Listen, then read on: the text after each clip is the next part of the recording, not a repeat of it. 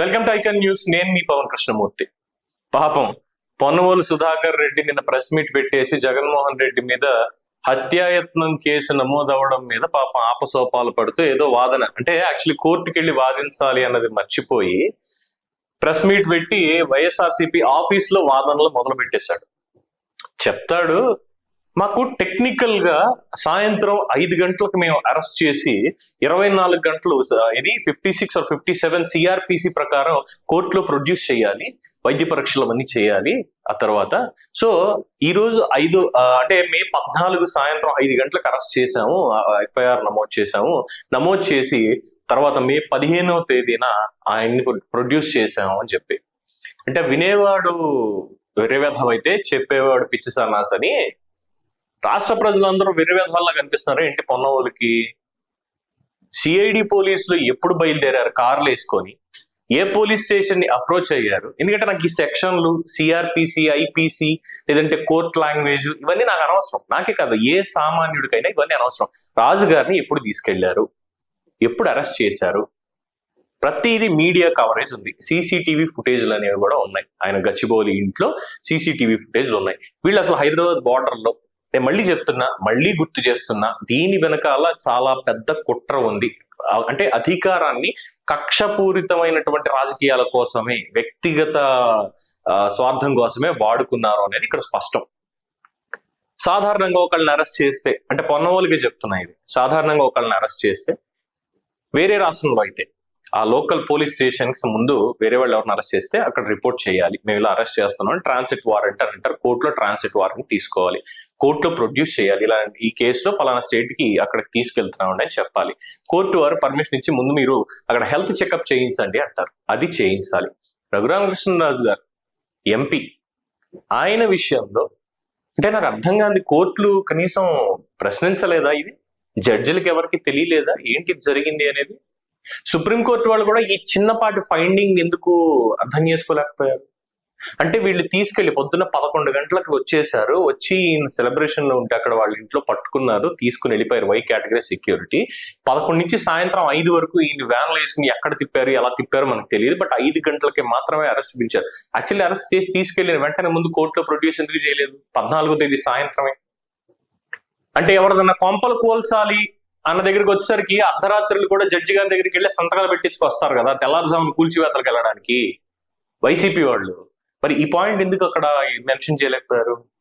సాయంత్రం 5 గంటలకు అరెస్ట్ ఎందుకు చూపించారు? అంటే ఈ రోజు సాయంత్రం 5 గంటల నుంచి తర్వాత రోజు సాయంత్రం 5 గంటల వరకు 24 గంటల నియమ నిబంధనలు ఏవైతే ఉన్నాయో ఆ సిఆర్పిసి ప్రకారం రాత్రి తీసుకెళ్లారు, కొళ్ళబొడిచారు, చంపేద్దామని మోకాలతోటి ఛాతీ మీద నొక్కుతూ, రఘురామకృష్ణరాజు గారిని ఛాతీ మీద ఒత్తుతూ ఆయనకి స్టెంట్ వేశారు. ఆయనకి బైపాస్ సర్జరీ జరిగింది అంతకు ముందే. జరిగినప్పుడు ఆయన ఆరోగ్యంతో ఉన్నారు, జాగ్రత్తగా కోలుకోవాలి, వైద్యుల పర్యవేక్షణలో ఉన్నారు అని అందరికీ తెలిసిందే. అయినా సరే గుండెల మీద కూర్చొని నీ ఫోన్ పాస్వర్డ్ చెప్తావా చెప్పవా నా కొడక సదరు పోలీస్ అధికారులు. మరి ఇందులో అది పివి సునీల్ అన్నాడా, విజయ్ పాల్ అన్నాడా, సీతారామాంజనేయులు అన్నాడా, ఇంకొకటి అన్నాడా మనకు తెలియదు, మొత్తానికి అన్నారు. ఇది చూస్తున్నటువంటి వాడు వీడియోలో జగన్మోహన్ రెడ్డి. మరి ఇవన్నీ పొన్నవోలుకి గుర్తు రాలేదా?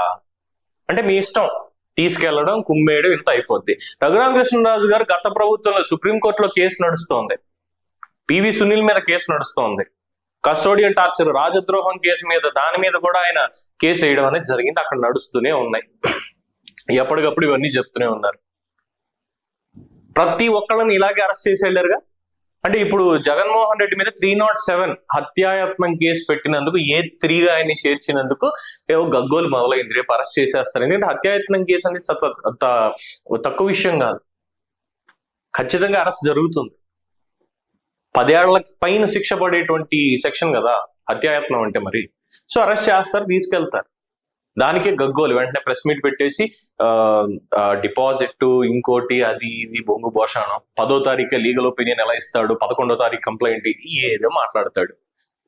ఆ ప్రభుత్వంలో అంటే జగన్మోహన్ రెడ్డి ముఖ్యమంత్రిగా ఉండి జగన్మోహన్ రెడ్డి ఈయన్ని కస్టోడియల్ టార్చర్ చేయించి ఆ అధికారులను అడ్డం పెట్టుకొని చంపేస్తారంటే మళ్ళీ వాళ్ళకి అంటే దొంగ అరిచినట్టు ఉంది. ఈయన వెళ్ళి మీ చేతుల్లో నేను తన్నులు తిన్నాను, నాకు న్యాయం చేయండి అని వాళ్ళకి పిటిషన్ పెట్టుకుంటే వాళ్ళు ఈయనకి న్యాయం చేస్తారు. ఏమైనా ఉందా అసలు కనీసం ఆలోచన ఏమైనా ఉందా? ప్రెస్ మీట్ పెట్టేశాడు, వచ్చి మాట్లాడటం. సరే, ఈ ప్రభుత్వం మారింది, నాకు న్యాయం కావాలి అని చెప్పి ఆయన కోసం నన్ను ఇలా చేశారు, నాకు న్యాయం జరగాలి అని చెప్పి పిటిషన్ పెట్టాడు, కేసు వేశాడు. ప్రొసీజర్ ప్రకారం ఎఫ్ఐఆర్ నమోదు చేశారు, ఎవరెవరున్నారు ఇందులో అనే దాని మీద. అలాగే సికింద్రాబాద్ కంటోన్మెంట్ హాస్పిటల్ ఇచ్చినటువంటి రిపోర్టు, ఎస్ ఆయన మీద దాడి జరిగిన మాట వాస్తవం, మల్టిపుల్ ఫ్రాక్చర్స్ అనేవి మేము ఫైండ్ అవుట్ చేసాం, కొట్టడం వల్ల మాత్రమే ఇలా జరిగింది తప్ప ఆయనకి ఏదో బైపాస్ జరిగింది, ఫుడ్ లేదు, టాబ్లెట్లు వేసుకోలేదు, షుగర్ లెవెల్ పెరిగిపోయింది కాబట్టి కాళ్ళు కమిలిపోయి నల్లగా, ఇది అవ్వలేదు, ఇది అలా అవ్వలేదు, ఖచ్చితంగా ఆయన మీద బలప్రయోగం జరిగింది, ఇది వాళ్ళు ఇచ్చింది.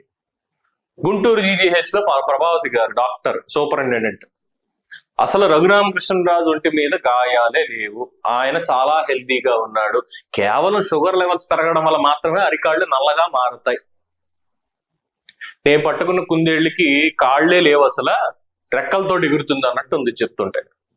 మరి పొన్నవాళ్ళకి ఇవన్నీ గుర్తు రాలేదు. ఇప్పుడు ఆగమేఘాల మీద వచ్చేసి, అంటే టిక్ టాక్లు చేసుకోవడానికి టైం దొరకట్లేదు అనుకుంటా పాపం ఈ మధ్యన కళాపోషణ చేయడానికి, అందుకని చెప్పి ఈ కామెడీ స్టార్ట్ చేశాడు.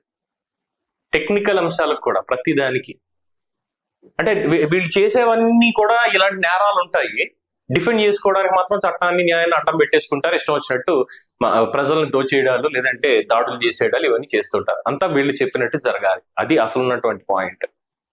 సో అసలు ఈ పొన్నవాళ్ళకి లా డిగ్రీ ఇచ్చిన కాలేజ్ ఏదో నాకు అర్థం కావట్లా. పొరపాటు నేనైతే ఆ కాలేజీలో చదవను, ఎందుకంటే ఇలాంటి వాళ్ళు ప్రొడ్యూస్ చేస్తున్నారు అన్న దాంతో. పెద్ద తెలివితేటలతో ఈయనకి అడిషనల్ అడ్వకేట్ జనరల్ గా ఇచ్చేశారు, ఇది చెప్పుకుంటాడు, నా టాలెంట్ చూసానా, ఏ టాలెంట్ చూసాడో అందరికీ తెలిసినటువంటి విషయమే. జగన్మోహన్ రెడ్డి వ్యక్తిగత కేసులు, ఈ అమరావతి మీద వేసినటువంటి కేసులు, స్కిల్ డెవలప్మెంట్ మీద దొంగ కేసులు పెట్టి ఇవన్నీ చేసింది. రేపొద్దున వస్తాయి అడిషనల్ అడ్వకేట్ జనరల్ గా ప్రభుత్వ సొమ్ము దిగమింగి ఏమేం చేశాడు ఈయన అనేది రేపొద్దున బయటకు వస్తాయి. ఈ కేసే కాదు, వేరే కేసులు ఈయన మెడకు చుట్టుకోకుండా చూసుకుంటే కాస్త మంచిది. సో మరి మీరేమంటారో, పొన్నవాళ్ళు చేసింది సీరియస్ అంటారా, కామెడీ అంటారా? మీ అభిప్రాయాన్ని కామెంట్స్ రూపంలో తెలియజేయండి. చూస్తూనే ఉండండి ఐకాన్ న్యూస్. నేను మీ పవన్ కృష్ణమూర్తి.